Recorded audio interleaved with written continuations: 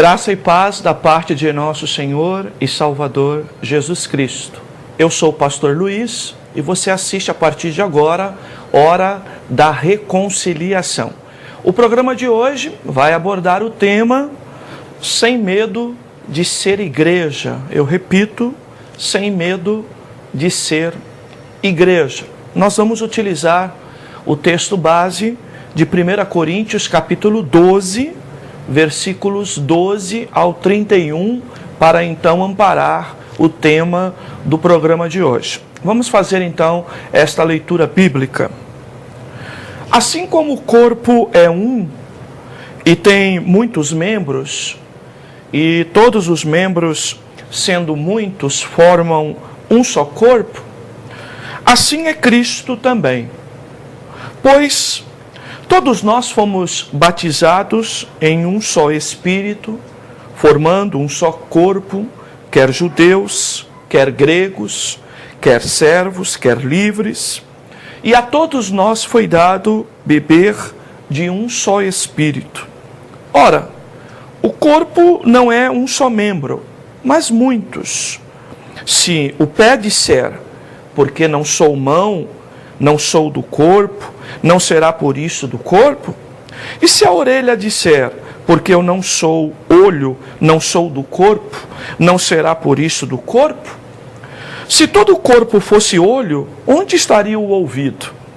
Se fosse todo ouvido, onde estaria o olfato? Mas Deus colocou os membros no corpo, cada um deles como quis.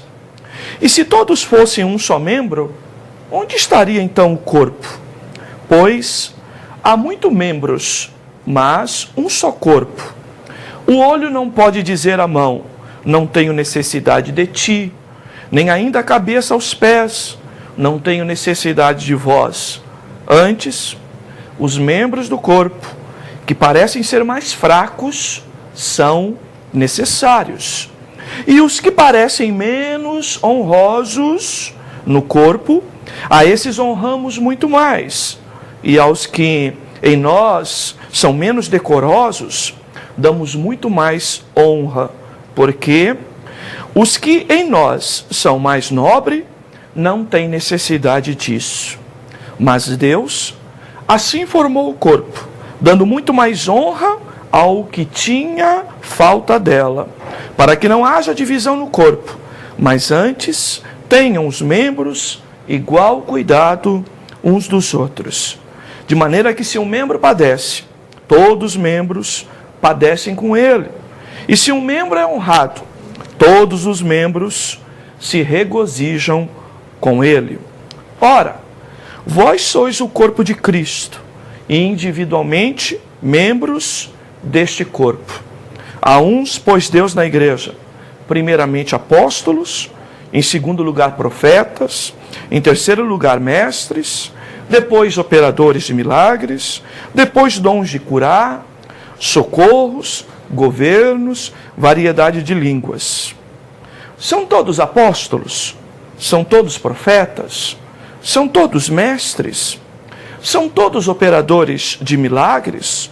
Todos têm dons de curar? Falam todos em outras línguas? Interpretam todos? Não. Portanto, procurai com zelo os melhores dons, e agora eu vos mostrarei o caminho mais excelente.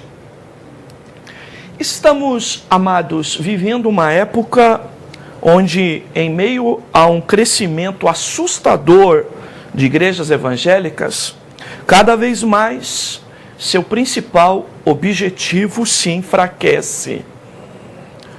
Nosso portal na internet recentemente destacou o número de igrejas abertas na capital paulista e até no Brasil como um todo. Só para citar um dado, a cada 4 dias é oficializado um pedido de abertura de uma igreja evangélica na capital de nosso estado de São Paulo. A igreja perde seu objetivo à medida em que cresce e à medida em que se distancia daquilo que é principal. A igreja tem perdido seu objetivo à medida que seleciona os seus testemunhos. Ela também não fala mais de conversão, transformação e mudança de vida. A igreja de hoje, os testemunhos são apenas de conquistas financeiras, materiais e patrimoniais. E mesmo assim são seletivos. Precisam representar a ideia de grandeza. As conquistas de coisas modestas não têm espaço na igreja de hoje. É proibido, por exemplo, em púlpitos de igreja, falar de problemas, de doenças e até de dores. E vamos passando a ideia para aqueles que nos ouvem, para aqueles que assistem programas evangélicos, de que no meio dos cristãos tudo é lindo e maravilhoso. Mais do que isso, passamos a ideia de que nós cristãos, semelhante ao título do filme, extraído da linguagem do sincretismo ou do ocultismo, temos corpo fechado para os problemas que a sociedade enfrenta como um todo nos dias atuais. Querendo passar a ideia de grandeza, nos enfraquecemos. Querendo materializar a igreja e sua proposta em termos de bênção, em termos de busca, nós mudamos e transformamos a ideia principal do Evangelho de Cristo. Caminhando por caminhos como temos caminhado atualmente, a igreja tem se perdido em seu maior foco, que é falar da salvação. Mas eu quero dar uma boa notícia para você que me assiste. Hoje, ainda há uma série de cristãos autênticos em nossas igrejas. Cristãos autênticos, que semelhantes àqueles que mostra Atos dos Apóstolos, estão sofrendo. Cristãos autênticos que enfrentam o câncer, que lutam contra a depressão. Cristãos autênticos que ainda lutam para ter uma casa própria. Cristãos autênticos que se alegram quando conquistam uma casa, mesmo que simples, ainda que numa área de favela. Há cristãos autênticos ainda que choram por famílias destruídas. Há cristãos autênticos ainda que passam necessidades básicas, inclusive de comer, beber e de vestir. Mas são autênticos por quê?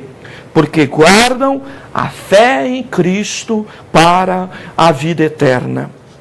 Que esta mensagem do programa de hoje te ajude a encontrar o caminho de vencer o medo, de ser igreja de verdade. Texto agora, vamos analisar o texto agora. Em primeiro lugar, eu posso escolher o que eu sou no corpo? Eu posso escolher o que eu sou na igreja? A Bíblia é clara, afirmando que não. Vamos ler o versículos 15 até o 17. Se o pé disser, porque não sou mão, não sou do corpo, não será por isso do corpo? E se a orelha disser, porque não sou olho, não sou do corpo, não será por isso do corpo? Se todo o corpo fosse olho, onde estaria então o ouvido? Se fosse todo ouvido, onde estaria o olfato? Então observem só. Uma das coisas que eu preciso entender quando estou na igreja, e por isso não posso ter medo de ser igreja, que eu não posso ser aquilo que efetivamente não sou. Há muitas pessoas hoje na igreja querendo ser o que não são. No exemplo bíblico, o pé dizer, olha, eu quero ser olho, se eu não for olho, eu não quero ser pé. Por causa disso ele será extraído do corpo? Não. Ele continua lá no corpo, às vezes sendo pé, mas querendo fazer papel de olho. E isso é muito perigoso. E isto é prejudicial a todo o corpo. Como entendo que fica fácil de compreendermos se trouxermos para o campo físico e quiséssemos que os nossos olhos, a nossa visão, estivesse nos nossos pés, certamente teríamos prejuízos consideráveis. Muito bem, segundo lugar, quem nomeou cada um no corpo ou na igreja? Quem disse ao pé, seja pé? Quem disse aos olhos, sejam olhos? Quem disse ao nariz, seja nariz? Quem foi? A resposta é clara, vamos ler? Versículo 18. Mas Deus colocou os membros no corpo, cada um deles, como Ele quis. Então, quem coloca cada um de nós no corpo e diz que papel devemos desempenhar no corpo, é Deus. Então, se cada um de nós, cristãos, somos membros do corpo de Cristo e fazendo parte deste corpo de Cristo, somos igreja e temos uma função como membro para todo o desenvolvimento, para toda a estabilidade, para todo o crescimento do corpo, logo, cada um de nós fomos colocados no determinado lugar que Deus quis.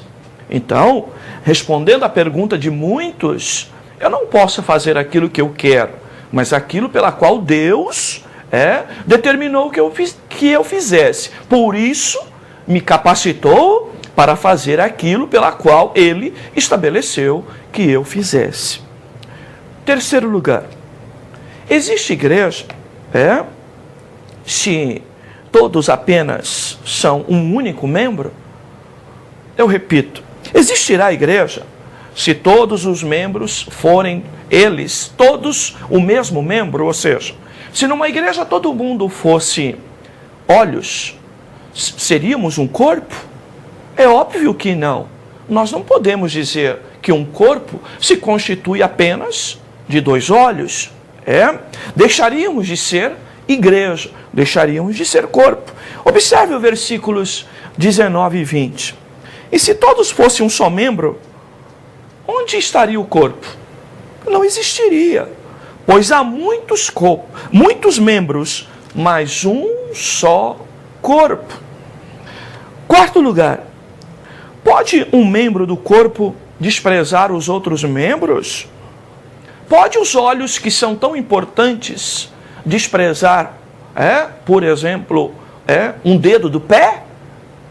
Ou qualquer um outro que esteja escondido, que não apareça, que não seja fisicamente identificado aos olhos nu como um órgão, como um rim, como um baço, como um fígado ou coisa semelhante? Pode então um membro desprezar outro membro do corpo? Não. Vejamos o versículo 21. O olho não pode dizer à mão, não tenho necessidade de ti. Nem ainda a cabeça aos pés, não tenho necessidade de vós. Então, o que nós observamos hoje na igreja é que me parece que, semelhante às empresas, e infelizmente a lá modelo Rick Warren, muitas igrejas viraram padrão de sucesso organizacional, mas como organismo vivo, espiritual, elas não representam a verdade bíblica. Há uma supervalorização de pastores, que já não se contentam com o título de pastores, a grande maioria hoje quer ser apóstolo, quer ser bispo, e assim sucessivamente. Há uma supervalorização da cúpula da igreja em desvalorização aos membros mais simples. É isso que vemos na igreja de hoje. E há, muitas das vezes, um desprezo aos crentes mais simples, mais modestos, com menos honras, e assim sucessivamente. É o que nós temos visto nos dias atuais. Mas eu repito, isto é modelo de organização e não de organismo. E a igreja é sim uma organização sobre o ponto de vista institucional, tem obrigações legais a cumprir, tem questões de ordem, tem questão de estatuto, tem questão de normas e procedimentos, de regulamento interno. A igreja tem uma série de atribuições que exigem que ela seja uma organização. Porém, esta organização não pode ser maior do que os detalhes que deve existir dentro de uma igreja enquanto organismo vivo. Quinto lugar, existem membros no corpo que são desnecessários? Observem só, no versículo 22 ao 24, diz assim: antes, os membros do corpo que parecem ser mais fracos são necessários. Você não quer grifar isso na sua Bíblia? Os membros do corpo que parecem ser mais fracos são necessários. Meu irmão, pastor, o que o senhor quer dizer? O senhor quer dizer que tem crente fraco na igreja e que eles são necessários? Sim, são necessários. E são necessários. E diz mais ainda o 23. E os que nos parecem menos honrosos no corpo, a esses honramos muito mais. A quem que nós devemos honrar mais no corpo? Aos que têm menos honra. E aos que em nós são menos decorosos, damos muito mais honra. Alá, o que tem menos decorosos aqui está relacionado exatamente a decoro mesmo. É o que nós devemos honrar mais. E por fim o 24, porque os que em nós são mais nobres não têm necessidade disso. Mas Deus assim formou o corpo, dando muito mais honra ao que tinha falta dela.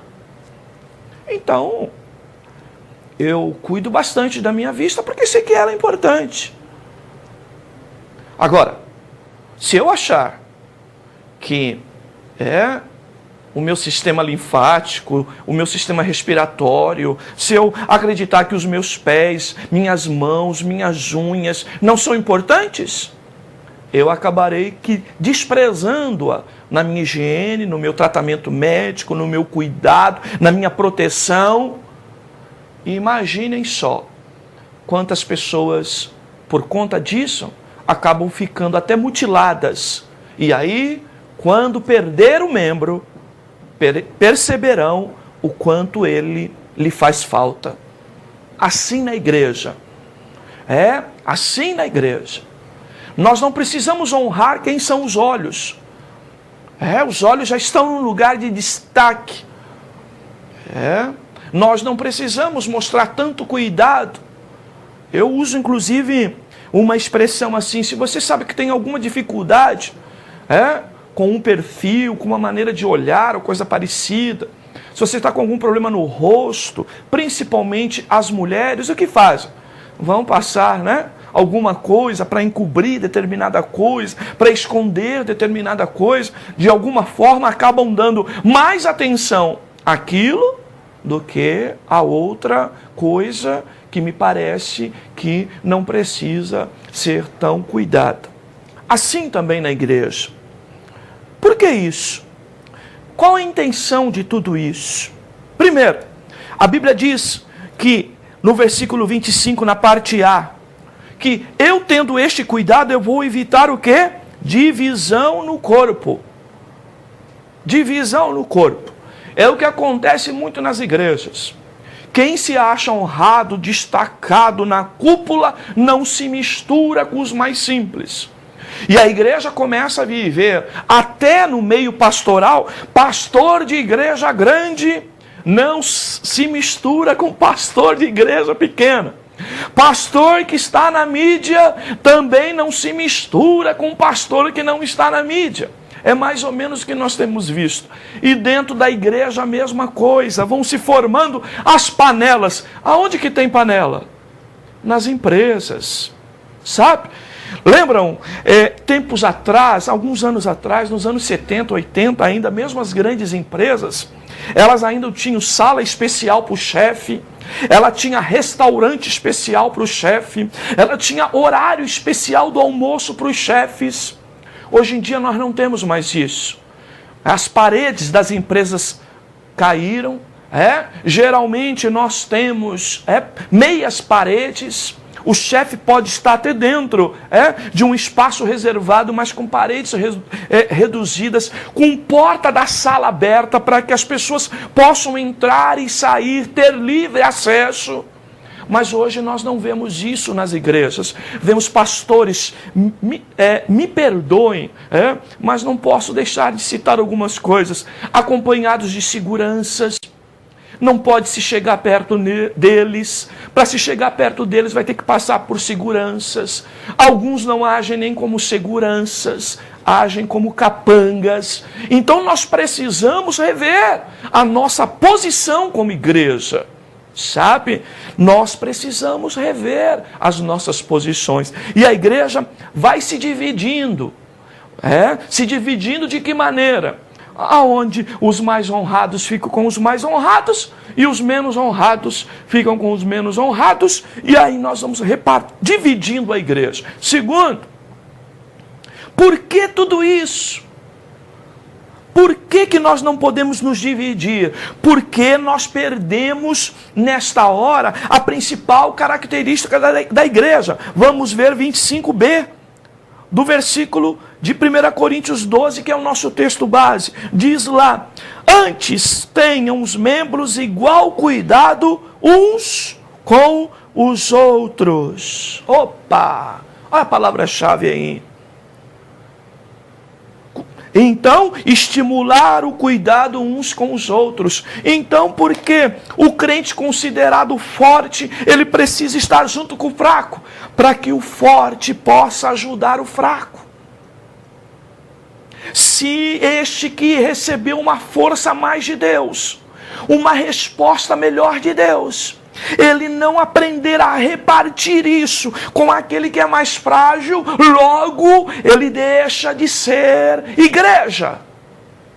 Vamos nos isolando e vamos então participando só de alguém que pode nos dar alguma coisa. Vamos então dando para alguém que pode retribuir algo para nós. E vamos perdendo a marca registrada de igreja. Lembrem, sabe? Uma mão lava a outra e as duas lavam o corpo.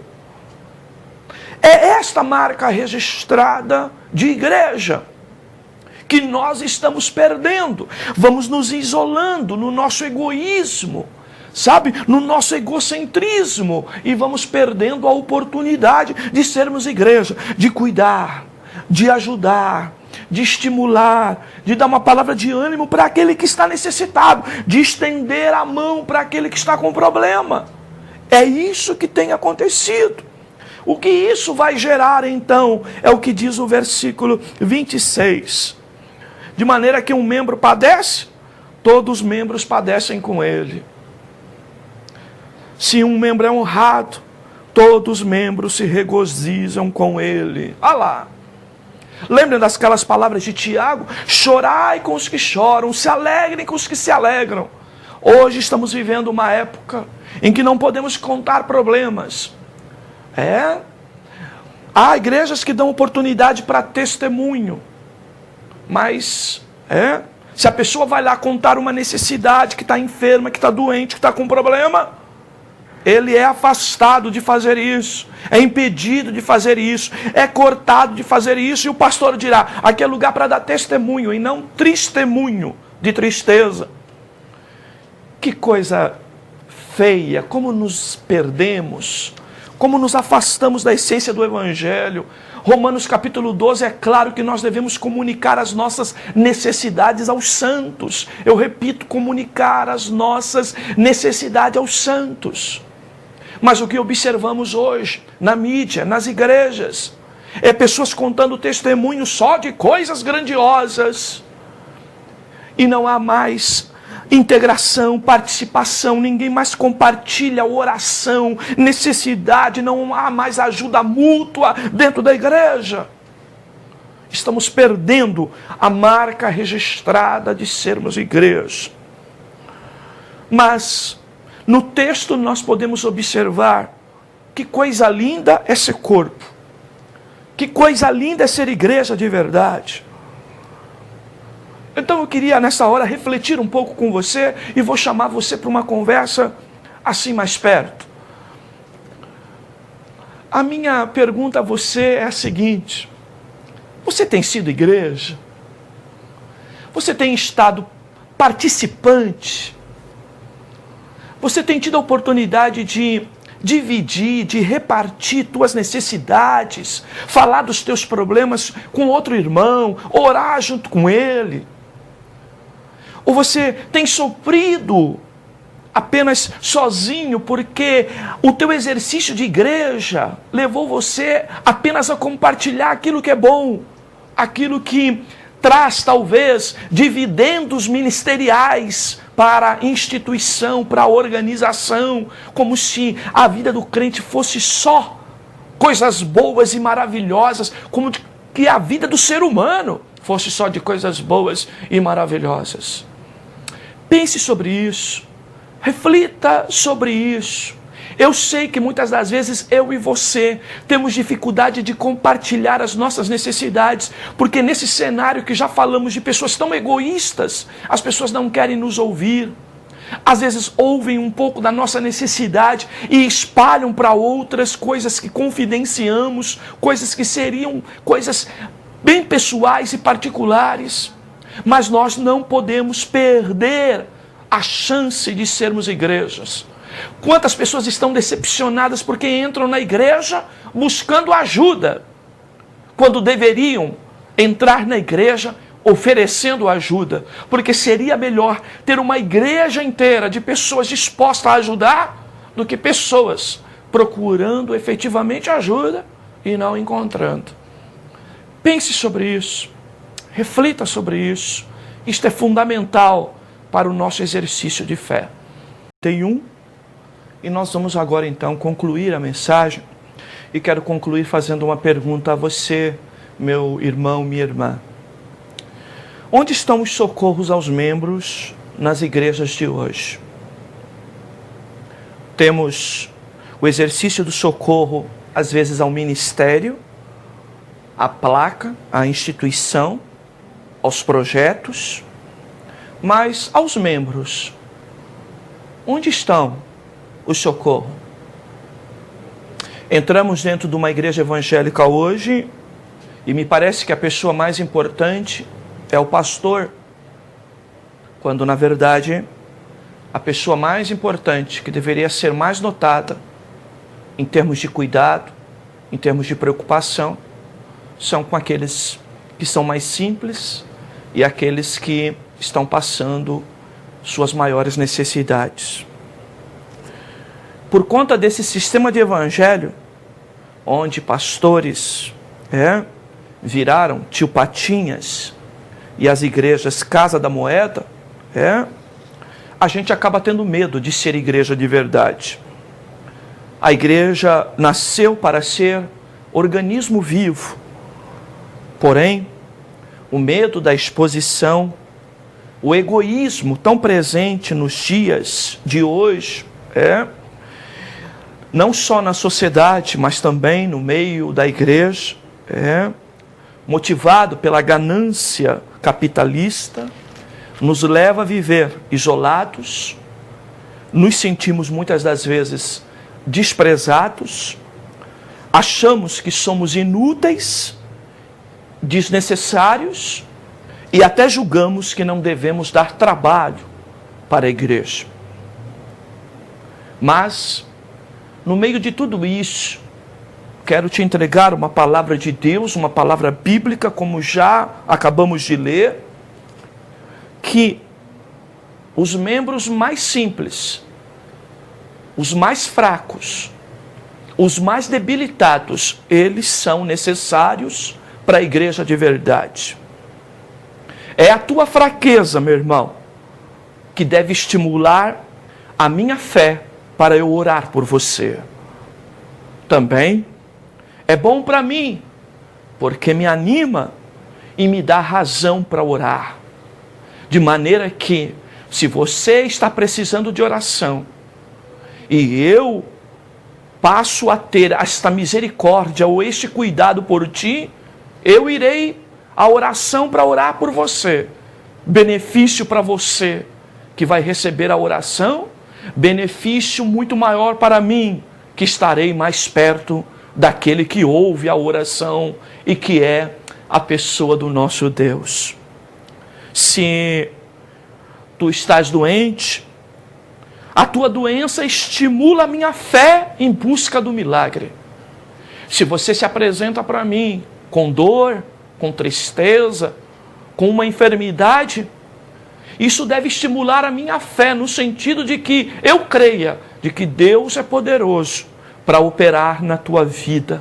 Isso estimula a minha fé, e minha fé estimulada vai servir para a minha vida, como eu também, com fé estimulada, estarei agradando a Deus, porque a própria Bíblia diz que sem fé é impossível agradar a Deus.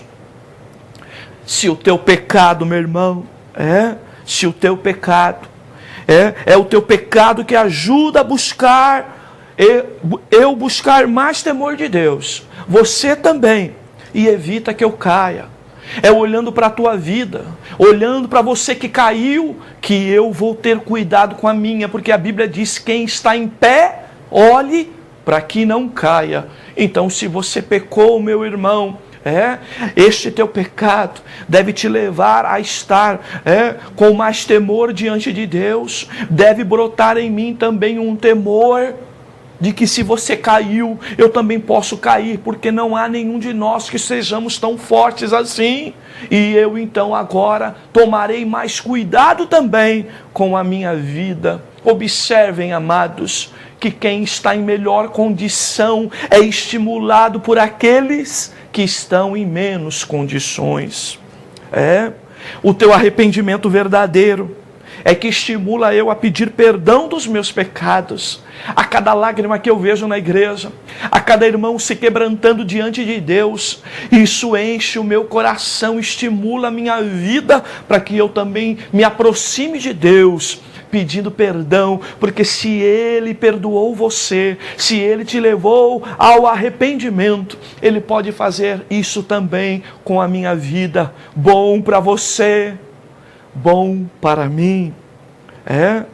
A tua fome também me dá forças para eu agradecer pelo que tenho e aprender também a repartir o meu pão. Que coisa boa, meu irmão, minha irmã, sabe, quando somos igreja do Senhor e na eventualidade de um irmão estar passando necessidade, eu como igreja posso então ter misericórdia de ti e posso então me apresentar para ajudar a tua vida, e ao mesmo tempo a tua necessidade me leva a agradecer mais a Deus por aquilo que eu tenho, porque às vezes eu reclamo tanto, tendo tanto, sem ter falta de nada, e eu preciso muitas das vezes entender, saber, me deparar com alguém em necessidade para eu valorizar o que eu tenho recebido.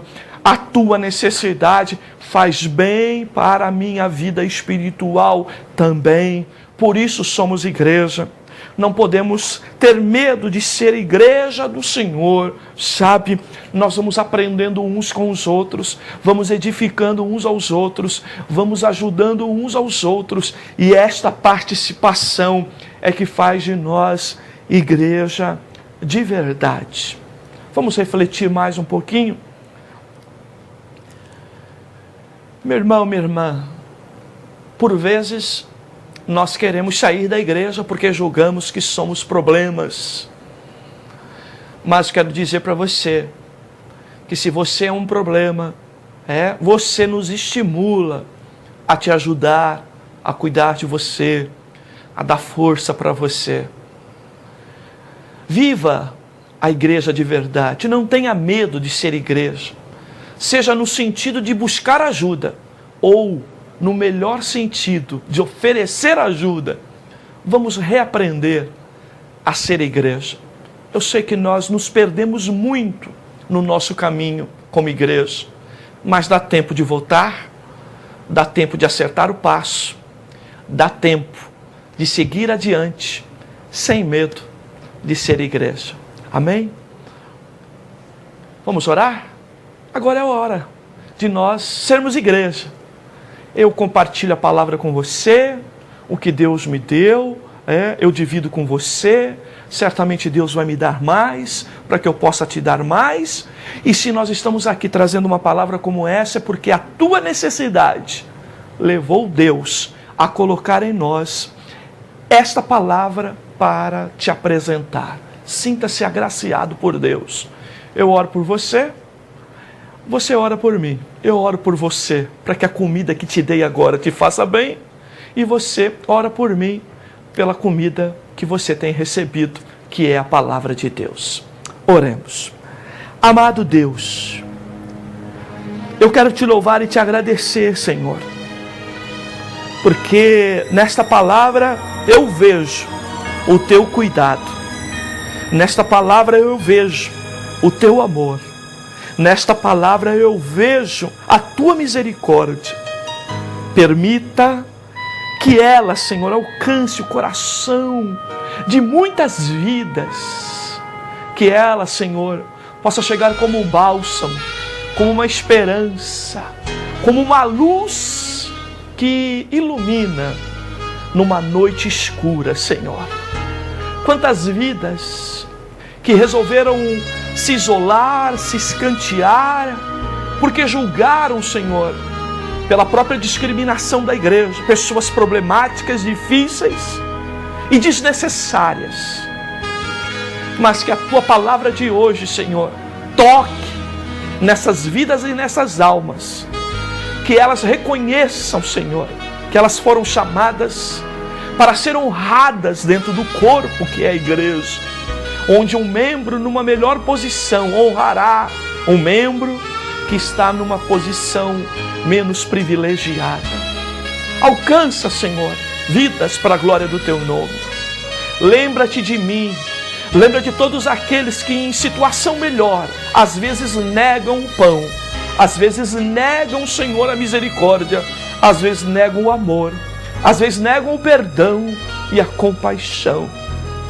Que nós possamos, Senhor, reconquistar em Ti a nossa marca registrada de igreja.